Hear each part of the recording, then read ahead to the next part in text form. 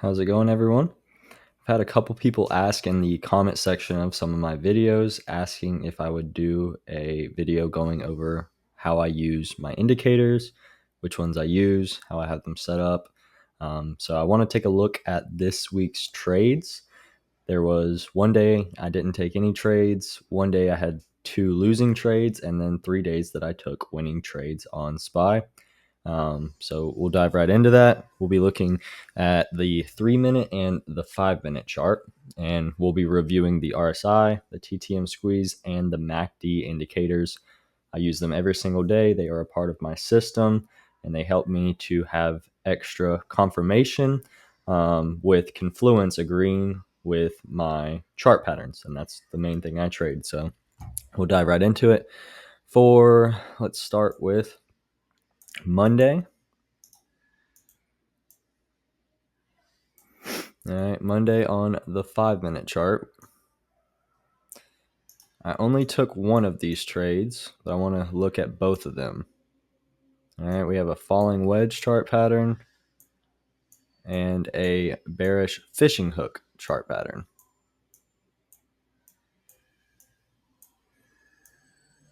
All right, I got 3 indicators stacked down here at the bottom. We have the TTM squeeze, the MACD, and the RSI. All right, and this is SPY. This dark blue area here, this is the 5-minute chart. This is your pre-market data. This is your after hours data over here. All right, so when the market opens, it forms this falling wedge chart pattern right here, and then it breaks out to the upside, okay? And reasons I would have liked to have taken calls and traded this setup was all 3 indicators agree with this chart pattern. This is a bullish chart pattern, and so you want to see bullish confluence from your indicators. You can see here that the TTM squeeze had these red bars indicating selling momentum. All right. And typically with your selling momentum and your buying momentum, it's just like the RSI where you have your oversold range and then you'll get up to the overbought range. Same thing with this. So the more red bars you see in a row, the less likely that selling momentum is going to keep control. At some point, you'll see buyers step back in and drive the price back up.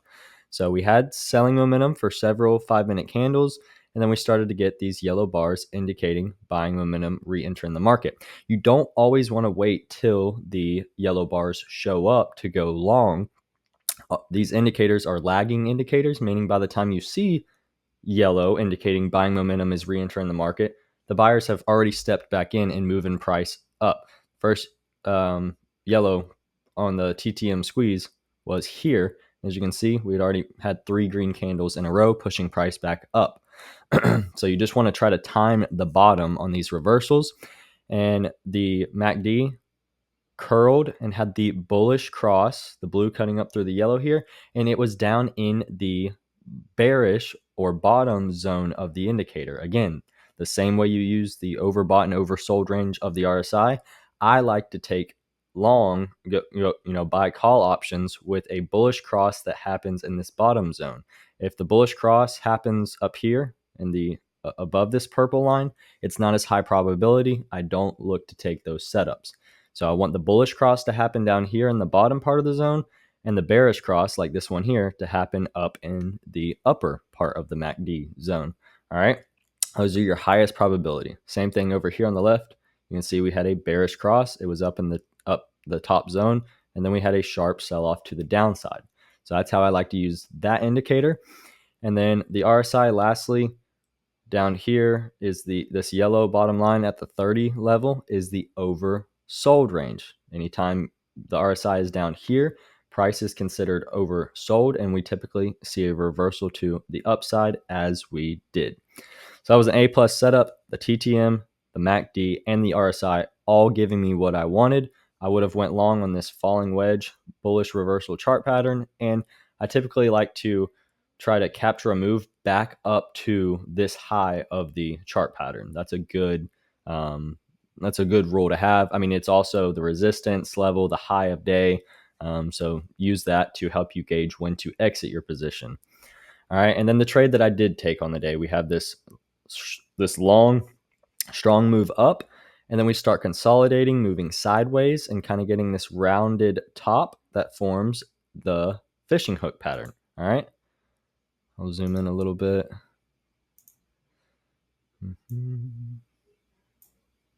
Stretch this out.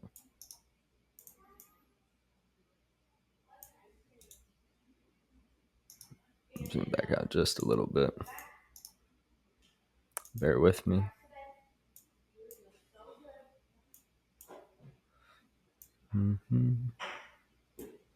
Okay. All right. So then, after the falling wedge broke out to the upside, we formed this bearish fishing hook pattern. And let's take a look at the indicators again. This is smooth transitions here on the TTM squeeze. This is what you really want to see, is the red, nothing but red. Then once it changes to yellow, nothing but yellow. Once it changes to light blue, nothing but light blue. Then once it changes to dark blue, it stays the same, and it makes these smooth transitions. You'll see over Tuesday and Wednesday's data, when we look at that, light blue, dark blue, light blue, dark blue. Buyers leaving, buyers stepping in, selling momentum never really gets control on those choppy days like that. That's not the kind of price action I like to trade, and it doesn't meet my system, doesn't give me all the indications that I need. And so on those days, I like to just sit on my hands and wait for when the market presents me with the highest probability setups. All right, so buying momentum had control with these light blue bars right here. And then we start to get this rounded top. You can go see on my Instagram post, I drew it a little bit better. It's kind of hard. You can't draw curved lines here on Thinkorswim, or I'd do that for you. And then the dark blue step in here. That's buying momentum leaving the market. All right. And as buyers are leaving the market, let's look down at the RSI. Where are we at? We're up at this top yellow line, the 70 level of the RSI, which is where you're considered overbought. So while the TTM is showing buyers are starting to step down in the market, we're up in that overbought range. All right. So that gives you an idea that price should come down from here to agree with what I'm seeing as a bearish fishing hook chart pattern setting up. And then the blue line is starting to curl and looking like it wants to cut down through the yellow on the MACD to give us that bearish MACD cross. And where's it at? Up above the purple line in that upper zone where you want to see your bearish sell signal crosses take place. So all of my indicators are agreeing with the chart pattern I see, and I take a short position and ride this back down. I wanted to see price come back down to around this level right here, where resistance turned support. We went long, and so I exited my position over here. All right, so that's my indicator analysis for Monday's price action and 2 high probability setups you could have taken there. All right, let's scroll over to Tuesday. So you're going to see here on Tuesday and Wednesday, the market gave us what is a V-shaped recovery. It's a strategy, I guess you could call it a chart pattern, not one that I prefer to trade. But nonetheless, if you can identify the potential for one of these to set up, then you could potentially catch a nice move back to the upside. It's not a strategy or pattern that I have ever traded before, so I did not touch this at all. The indicators do give you confluence for this V-shaped recovery. You can see RSI was down in the oversold range. The bullish MACD cross took place in the bottom zone of the MACD, and you did have a smooth transition here, selling momentum, buying momentum, stepping back in, and then light blue bars for buying momentum taking control. And they drove this price all the way back up to the previous resistance and high of day, and then we just consolidated into after hours. And you can see a little bit of what I don't like to see here on the TTM. The next day I think is even better, but red bars and then yellow, meaning buying momentum, stepping back in, and then right back to another red bar, yellow, red, and they're just kind of going back and forth, nobody really gaining control. And the price action shows you exactly that. Sharp move up, almost completely back down, up, down. I mean, just back and forth, not good price action to catch a large move in either direction. You would definitely hit your stop loss if you keep a close stop loss. and there was just no chart patterns for me to trade there. Let's go to Wednesday. This was an even bigger example of a V-shaped recovery. This one,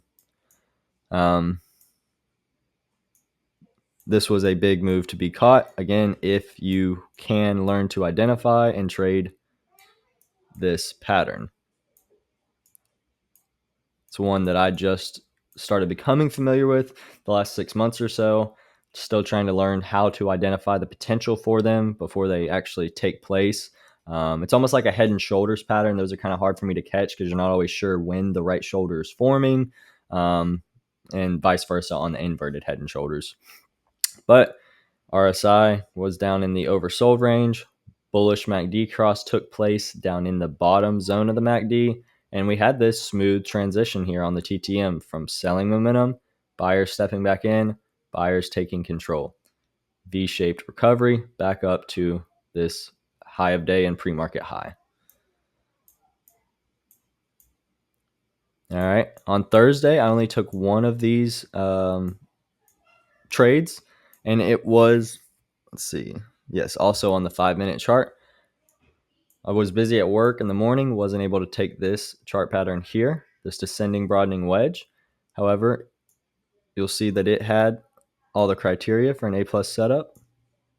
Let's get these indicators stretched back out, see them a little better. All right, so when this bullish reversal chart pattern forms, we have selling momentum, buyers stepping back in, buying momentum, and price reversed all the way back up to the pre-market high and the high of the chart pattern. MACD had the bullish MACD cross, and RSI was bouncing down here in the oversold range of the indicator. So all indicators agreeing with what should be a bullish reversal chart pattern, and it all played out. All right, now let's look at the chart pattern that I did in fact trade. All right, this is a pennant pattern. This could have broke out to the up or downside. However, I used my indicators to help me determine that we were going to get price moving back down.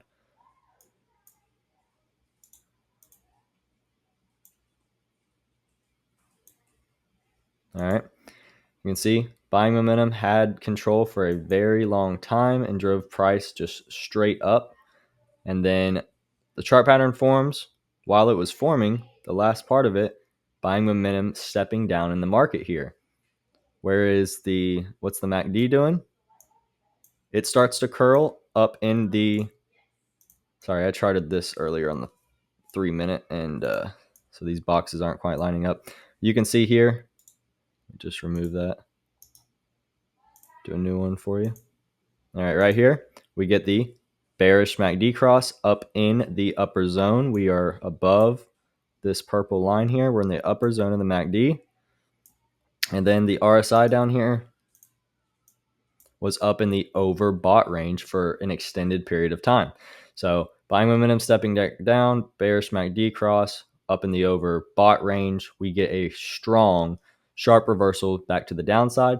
And I was looking to go short and take my put options all the way back down to this level that we rejected 1, 2, 3 times earlier in the day. So I expected price to respect that and potentially bounce from there. It's exactly what we got. It was a sharp bounce, and then price stayed back up the rest of the day.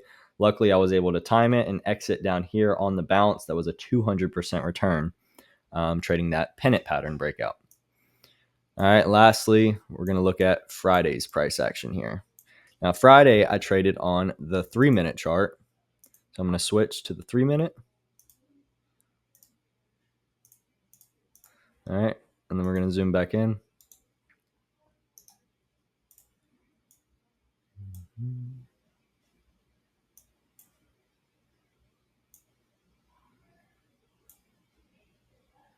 All right, 2 chart patterns that were A+ setups, indicators agreeing with the chart patterns. So let's take a look here. All right, TTM squeeze has smooth transitions. The MACD crosses take place in the correct zones, and the RSI was near the overbought and oversold range on both of these reversals. All right. First one, we have a falling wedge chart pattern. This is a bullish chart pattern. It should reverse to the upside as it did. And while it was setting up, selling momentum right here with these red bars, smooth transition, buying momentum stepping back in, buyers taking control. While the selling momentum was driving price down, MACD was starting to curl and we got that cross down in the bottom zone of the indicator. And while that was taking place, we were trading sideways here on the RSI down in the oversold range or close to it. And so that all of that gives us a high probability of seeing price respect the falling wedge chart pattern and reverse to the upside. So I was able to take that back up, and I held it back into, we had lots of resistance here, and then even within the chart pattern around here. So that's where I exited my position. I caught this move up here from the breakout to about right there. That was how much of that move I captured. This choppiness as this chart pattern started forming, I'm glad I didn't hold into that. You can see your contracts started to decay a little bit, especially trading on-day expirations. All right. So then we get this diamond top pattern. Why is it a diamond top? It formed after a uptrend. If you see a diamond pattern like this, which we actually do have one down here, here's an example of a diamond bottom. You can chart these and trade them on your own. All right, there's an example of a diamond bottom. So just depending on if they form after an uptrend or after a downtrend, that will help you determine where they're headed. When they form down here at the bottom, they like to reverse back to the upside. And when they form at a top like this, they reverse to the downside. So that's exactly what I did here. Using my indicators, let's start with the RSI. RSI is where I like to look first. Are we up in the overbought or are we down in the oversold? The RSI was up in the overbought range, right, bouncing right around that 70 level. While that was happening, we did have the MACD up in the top zone. So if we can get a bearish cross, that gives us extra confidence and confluence. That did take place. And then the TTM, buyers had momentum. You start to get this nice curve, this rounded top. And for the most part, other than this one outlandish light yellow bar that popped in here, this was a smooth transition from selling to buying back to selling. I entered on the breakout here.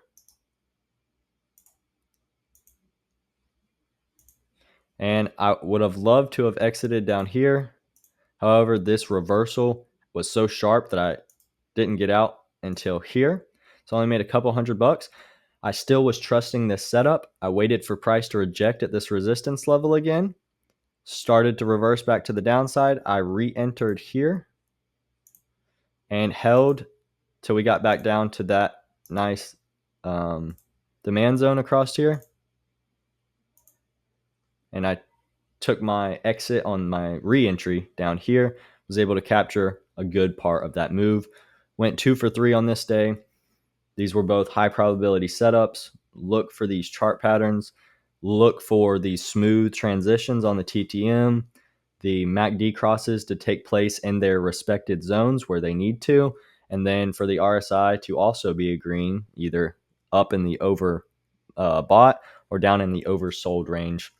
I don't like to take trades when the RSI is just here in this 50 zone, the neutral zone, somewhere across here. If a chart pattern is going to break out, I like it to have plenty of room to move up or down before being considered overbought or oversold. Just helps you get more return on your investment and on your trade. So hope all this was helpful. I know this is a little bit of a longer video, but I wanted to go into detail, give you examples of my trades and what I like to see before entering and when looking for an exit.